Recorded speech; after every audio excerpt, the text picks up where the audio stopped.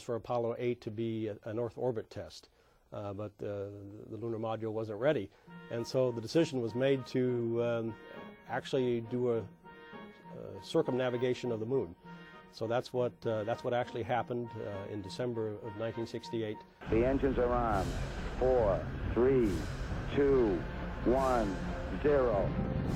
Commander Frank Borman, veteran astronaut Jim Lovell, and rookie Bill Anders are the first humans to ride the Saturn V's 7.5 million pounds of thrust. We were way up on the top, like a ladybug on the end of your automobile's whip antenna. So as these big engines were thrashing around to keep this thing straight up, boy, the ladybug was getting thrashed. And it was so loud, we couldn't talk. The vibration, the thrashing was violent, and you couldn't see the instrument panel. But when we cleared the pad and had some aerodynamic stability and didn't have this noise, boy, things steadied out, and by that time my heart stopped racing. Apollo 8 is the first time humans venture beyond Earth's gravity. Lovell marvels at never-seen-before sights. I can see the entire Earth now out of the center window. I can see Florida, Cuba, Central America. Christmas Eve Day, 1968. With the moon dwarfing the nearing spacecraft, Commander Borman fires the main engine on the Apollo service module. The craft slows, then slides into orbit around the moon. The world watches in awe, but none more so than the three men peering out the tiny windows of their capsule. We were the first three people to leave the confines of the Earth and be captured by another body. First time three people saw the far side of the moon. First time that we had gone so far, and the first time that we saw the Earth from 240,000 miles away. So in that respect, I kind of thought that Apollo 8 was really a milestone and a high point in my career. The vast loneliness up here on the moon is awe-inspiring, and it makes you realize just what you have back there on Earth. The Earth from here is a grand oasis in the big vastness of space. As the moon's pockmarked surface slips quietly by, the Apollo 8 crew ends its Christmas Eve broadcast with a special message for those back home. And from the crew of Apollo 8, we close with good night, good luck, a Merry Christmas, and God bless all of you on the good Earth. For all its success, Apollo 8 is missing one key component for a moon landing. The lunar module, still being built, is overweight and behind schedule. It's not a simple thing. Spacecraft never landed on another celestial body, so the design had to be done from scratch.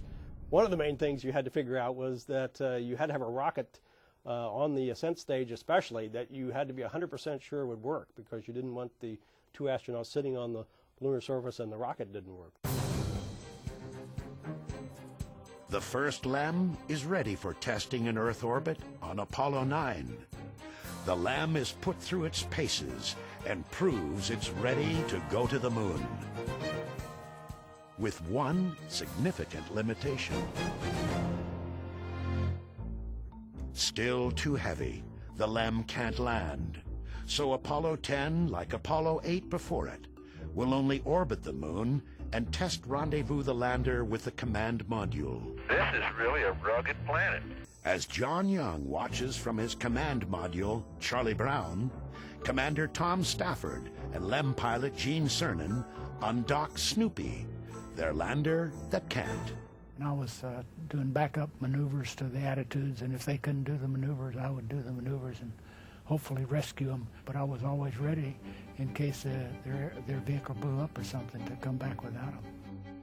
To test a landing approach, the LEM drops to within 9 miles of the moon's surface and gets a good look at the site NASA has selected for the first touchdown.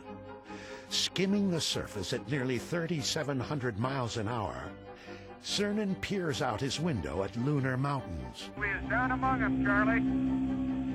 Roger, I hear you weaving your way up the freeway. Roger, fantastic, Charlie, fantastic. I felt like I had to pick up my feet to keep from dragging my heels on the top of those mountains. When you move that fast across the surface and you're that close, it's an overpowering experience. On their second flyover, the experience turns almost deadly when the lunar module tumbles out of control. I saw the lunar horizon 8 times in 15 seconds in all different directions. That was a man-made problem because we were switching computers to check out a little backup computer we had. The guidance switch had to go in the other direction. I had already put it in the other direction. And so Tom went and moved it in the other direction. And so the computer that had the spacecraft at that moment didn't know where it was. But Tom was able to stop it, control it. Finally, as in the comics, Snoopy returns to his master, Charlie Brown.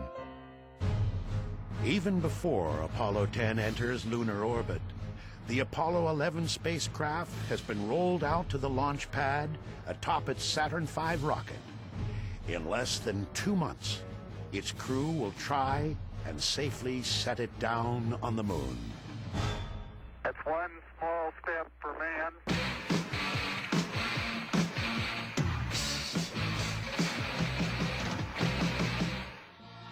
I was in the student houses at Caltech, and we were watching the TV and all the excitement about, landing on another celestial object.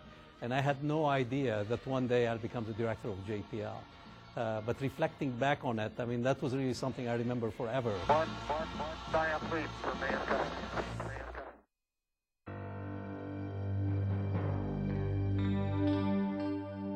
They've all been to space before.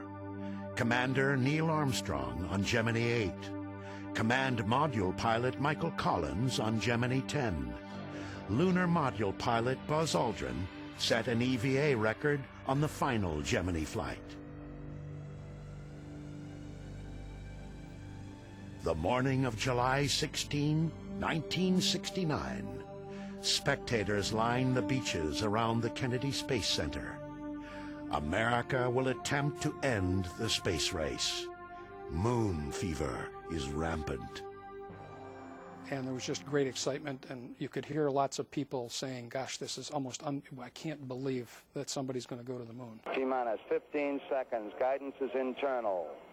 12, 11, 10, 9. Ignition sequence start. 6, 5. At 9:32 a.m., the Saturn V's giant engines roar to life. At the viewing stand 3 miles away, spectators feel the thunderous drumbeat of unearthly power pounding their chests as the heat of the rocket's exhaust washes over them. When that rumble came across the ground, it was like somebody was putting their hands on your chest and pressing. I almost couldn't breathe. It was so unbelievable that the United States was going to send 2 men to walk on the surface of the moon. It was almost unthinkable. For 3 days, the crew of Apollo 11 cruises towards the moon, then drops its spacecraft into lunar orbit.